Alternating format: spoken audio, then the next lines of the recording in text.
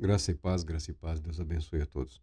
O livro de Gênesis, no seu início, o seu primeiro capítulo, ele apresenta uma estrutura literária. Uma estrutura literária serve para nos mostrar que o texto é um texto ricamente elaborado. O texto não se trata de um improviso. O texto bíblico, ele é, na verdade, reflexo de uma longa tradição oral que tem o objetivo de preservar o conhecimento e a verdade. Chegou até Moisés e Moisés agraciou a humanidade com esse registro. Eu, pessoalmente, acredito que ele fez um trabalho de edição em alguns pontos, introduzindo num texto de conhecimento público, num texto, num relato que era comum a muitos naquele período, introduzindo a revelação de Deus, o Deus que se revela. Não que a humanidade não conhecesse esse ato, mas na verdade, naquele momento que a humanidade estava estranhando, muito provavelmente, era o silêncio de Deus, tá? O que eles estavam enfrentando, especialmente ali, os descendentes de Israel, os descendentes de Judá, o que eles estavam enfrentando era um período que eles entendiam como o silêncio de Deus, ou algum tipo de fenômeno que eles poderiam interpretar como uma ausência de Deus, como se Deus houvesse se retirado, como se Deus os tivesse deixado. É um pensamento comum ao ser humano. Algumas pessoas até firmam as suas convicções e as suas ações, interpretando os acontecimentos dessa vida como uma ausência de Deus. Alguns falam, se Deus existisse, ele jamais permitiria que tal coisa acontecesse. Ah, se existisse um Deus de verdade, isso nunca teria acontecido. É uma forma arrogante e presunçosa de nós, seres humanos, expressarmos a nossa dor, a nossa angústia. Ao invés de orarmos a Deus, de clamarmos a Deus, permitimos que a indiferença e que a arrogância, que é a característica do ser humano, né, nas nossas limitações, reinterprete a realidade em termos de uma ausência de Deus ou em termos de uma inexistência de Deus, ou como alguns religiosos falam, né, um silêncio de Deus, como se Deus estivesse em silêncio. Na verdade, Deus não é de falar muito. Deus age de forma contínua, constante, mas não é de muito falar. Olhando, lendo, vendo o texto sagrado, Deus não é de jogar a conversa fora, tá? Não é de bom dia, boa tarde, boa noite, como vai, e aí, dormiu bem? Não, não é assim. Não é assim que Deus se expressa, não é assim que a verdade de Deus se expressa através do relato sagrado. E nós estamos apresentando uma vertente aqui que possibilita a compreensão do texto sagrado em termos dos seus recursos literários. Então, o primeiro capítulo de Gênesis, ele é formado por uma série estruturada, uma série de orações. Existem aqui algumas orações, um conjunto de palavras que nos permite compreender como eram elaborados essa tradição de histórica e de preservação oral. Nós chamamos hoje de contação de história, mas contar uma história não significa necessariamente uma fábula, um conto, um mito, uma lenda, mas era um meio de preservação da verdade e preservação do conhecimento até que a escrita houvesse se difundido por uma ampla região do mundo. No princípio criou Deus os céus e a terra, é o relato bíblico. No princípio criou Deus os céus e a terra. Falando Bereshit ou Oreshit pode ser uma referência velada ao Deus Criador. Você pode ler esse texto assim: no princípio criou os céus e a terra. Ou em princípio foram criados os céus e a terra. Tá? Você pode ler o texto sem a palavra Deus. Porque a expressão que denota Deus, ela não só pode, como ela passou por um processo de desenvolvimento ao longo da história, não só das religiões, mas da própria revelação de Deus. Moisés introduz o nome. O que nós sabemos aí dos linguistas é que no mundo antigo havia algumas expressões que os povos utilizavam quando queriam se referir a, a Deus como o Deus Todo-Poderoso, o Criador dos céus e da terra, ou ao Deus Altíssimo. Via de regra, eram expressões formadas por duas letras, tá? Duas letras, raramente mais. Com o tempo passou-se para três ou quatro letras, mas eram expressões utilizadas para referir-se a Deus, tá? Não é nosso propósito entrar nessas questões aí linguística, porque em termos práticos não acrescenta muita coisa. Nós vivemos em função daquilo que fomos aprendendo, ao ponto de que o conhecimento foi se acumulando e nós podemos sempre fazer uma releitura, uma reinterpretação do passado com base naquilo que chegou até nós. No princípio criou Deus os céus e a terra era sem forma e vazia, ou no princípio havia o caos.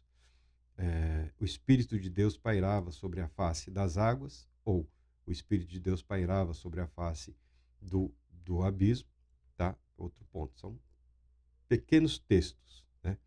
E a Bíblia fala, e disse Deus. Aí começam as ações. Então, uma palavra introdutória de anúncio. E disse Deus, haja luz, e houve luz. Então, a Bíblia apresenta essa estrutura literária aqui no primeiro capítulo. Uma palavra introdutória de anúncio. Disse Deus. Você pode ver a leitura do livro de Gênesis, aí os versículos, sempre tem uma palavra introdutória. Logo, em seguida da palavra introdutória, porque esse texto apresenta Deus criando pela palavra. Deus criando pela palavra. Deus criando pela palavra. Isso expressa uma intencionalidade.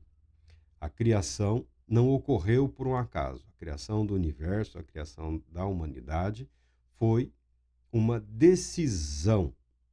Foi uma decisão de Deus.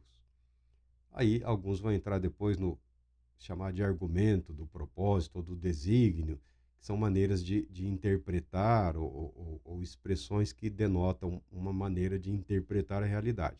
O fato é que a Bíblia, desde o início, afirma que o agir de Deus, que a ação de Deus foi intencional. Por isso, apresenta a criação pela palavra.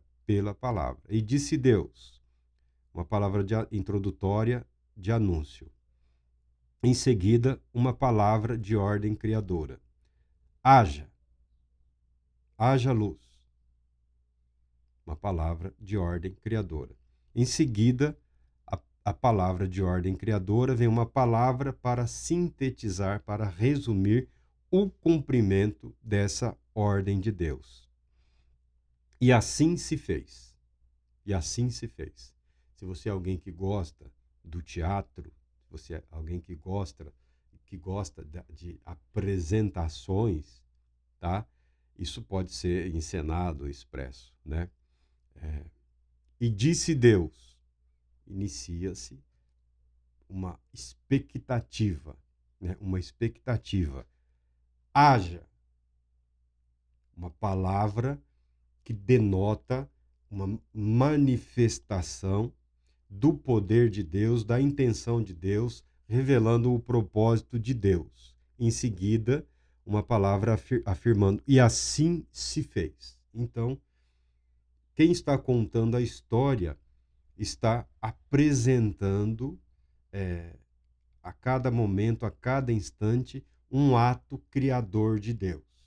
Algo a respeito de Deus e de quais são os propósitos de Deus para aquilo que ele está realizando, ou seja, está colocando o ouvinte aos pés de Deus, está devolvendo aquele que ouve a confiança de que nós existimos, de que nós vivemos por conta da vontade de Deus, que a vida humana é a expressão do propósito eterno de Deus. A nossa vida faz parte de um plano, não é o caos que reina, não é um caos. Às vezes pode até parecer um caos, mas há ordem sim no universo, há ordem sim nas nossas vidas, há ordem na sociedade, há organização.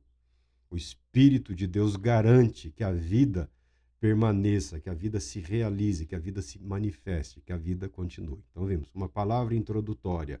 E disse Deus, uma palavra de ordem criadora. Haja luz.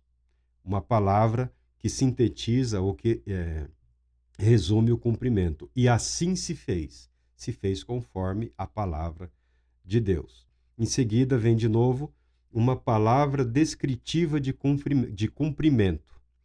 Fez, pois, Deus, a terra, pois, produziu. Tá? Após a apresentação, há uma explicação breve, rápida, segura, objetiva, de que o que foi realizado, assim foi realizado conforme a vontade de Deus. Uma palavra que descreve o cumprimento. Fez-se, pois, Deus e a terra produziu. Uma palavra descritiva de nomeação ou bênção. Chamou Deus a luz de dia, as trevas, noite, e por assim, Deus nomeou. Deus nomeou. E também está escrito, e Deus abençoou. Tá? O universo começa por ordem de Deus e imediatamente o universo é abençoado por Deus. Deus abençoa a sua criação. Deus abençoa a manifestação ou resultado do seu agir, do seu poder. Nós somos bênçãos, nós somos frutos da bênção de Deus. É o que a Bíblia ensina, é o que Gênesis ensina. Após uma palavra de nomeação ou descrição de bênção, e chamou Deus e Deus abençoou, vem uma palavra de avaliação ou de aprovação. E viu Deus que isso era bom.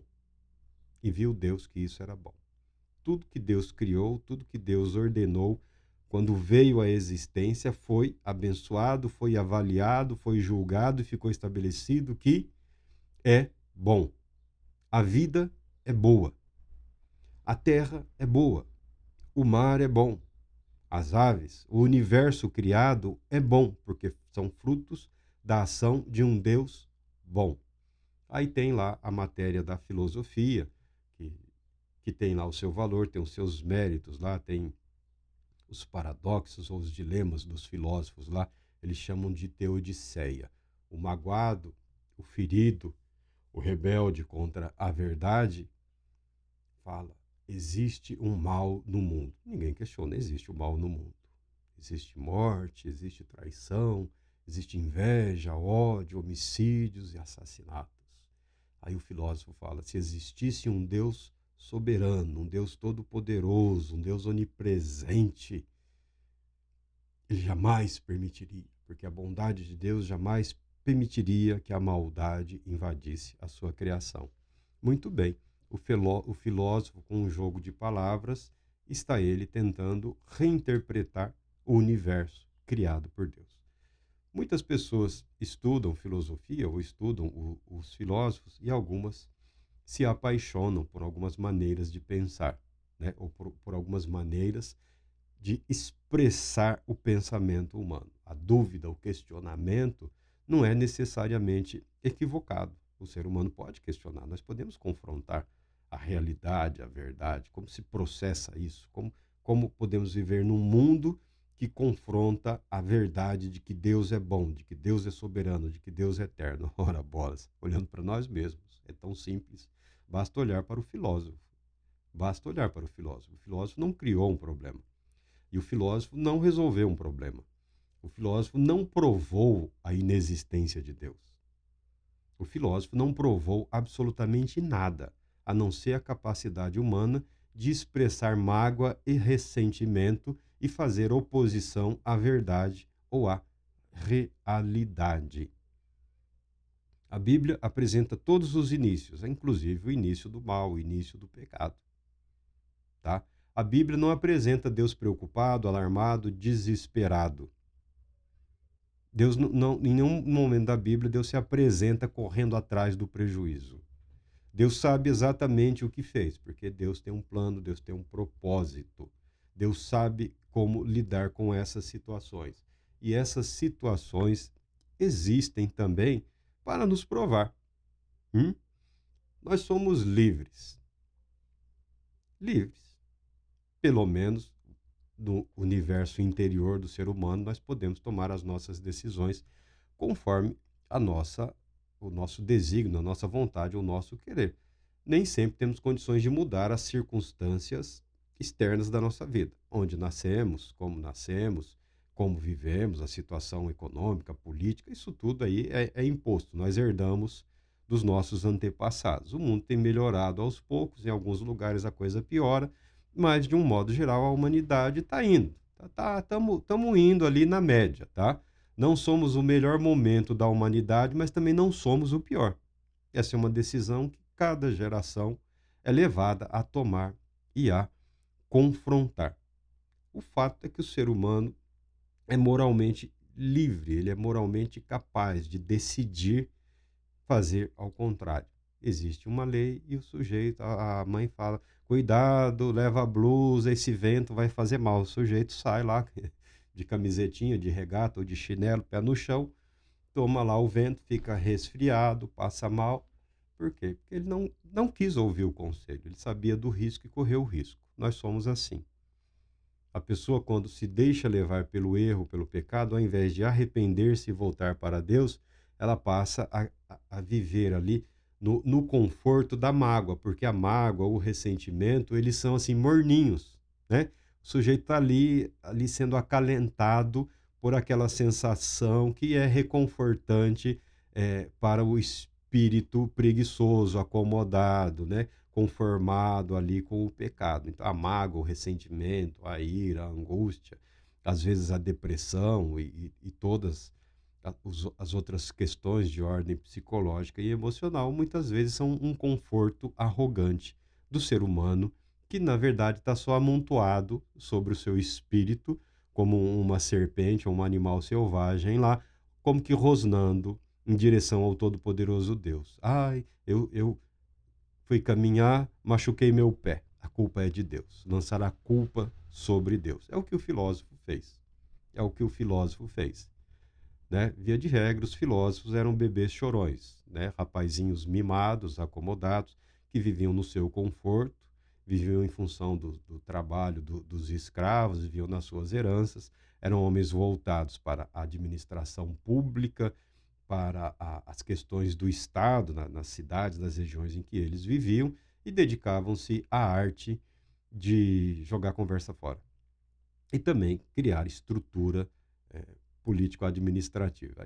E desenvolveram também o pensamento filosófico que os invadiu. Mas, via de regra, o negócio deles era passar o tempo conversando, discutindo ou imaginando ideias alternativas para a realidade e para a verdade. Então, os paradoxos criados ou desenvolvidos pelos filósofos não impressionam o autor sagrado, não impressiona o religioso que acredita que a Bíblia é a expressão da vontade de Deus, pode ser e é considerada e é verdadeiramente a palavra de Deus no sentido de registro autorizado e inspirado pelo próprio Deus para a edificação daqueles que creem. Depois dessa palavra de aprovação, e viu Deus que isso era bom, houve uma palavra final de estrutura temporal. Houve tarde e manhã o primeiro dia. Houve tarde e manhã o segundo dia. Houve tarde e manhã o terceiro dia. Houve tarde e manhã o quarto, o quinto, o sexto dia. Até que no sétimo dia a palavra apresenta e que Deus descansou. Não que Deus estivesse cansado, exausto de tanto trabalhar. Expressão, a expressão tem o objetivo de afirmar que Deus concluiu todos os períodos criativos, tá? Tudo que precisava ser criado, Deus assim o fez. Tudo que seria necessário para a continuidade da humanidade, do universo, Deus providenciou. Esses dias criativos, o autor não está preocupado com tempo, com quantidade de tempo. O dia que apresenta aqui, o período criativo, são em 7 dias. A semana de 7 dias. O calendário lunar ainda é utilizado em boa parte do mundo. Boa parte do mundo, o calendário lunar é utilizado. Então, o período lunar, 7 dias. Uma semana de 7 dias, tantas semanas por mês, tantos meses por ano. Esse período aí tem o objetivo de instituir o dia de descanso, o dia de culto a Deus.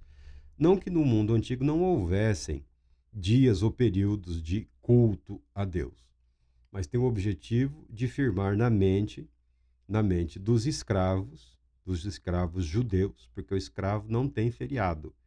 Escravo não tem dia de descanso. O escravo trabalha a todo instante em que o seu senhor o ordena. Não importa se é meio-dia, meia-noite, 3 da tarde, 3 da manhã. Levanta e vai. Levanta e faça. A mente do escravo ela acaba sendo moldada ao conceito de que ele existe para um labor contínuo. Né? Se o escravo não trabalhar, nada acontece. Deus intervém nesse pensamento, nesse enredo. Confiar em Deus implica aceitar que nós precisamos do descanso. O descanso torna o ser humano muito mais produtivo.